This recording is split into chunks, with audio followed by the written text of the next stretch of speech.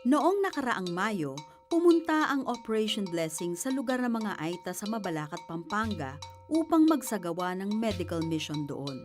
Doon nakita nila ang 9 na buwang sanggol na si Randall Pamintuan na naghihirap sa dehydration.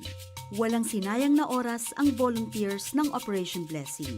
Agad na nilapatan ng pangunang lunas ang bata. Sumailalim si Randall sa Bless a Child program ng Operation Blessing.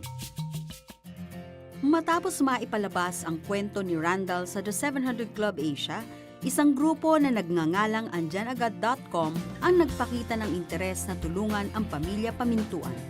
Ang andyanagad.com ay isang grupo ng mga OFWs na handang tumulong sa mga Pilipinong kapos sa buhay.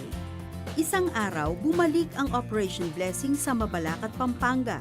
Dala ang sorpresang handog mula sa andyanagad.com para sa pamilya Pamintuan. Isinama sila sa supermarket at binili ang kanilang mga pangangailangan.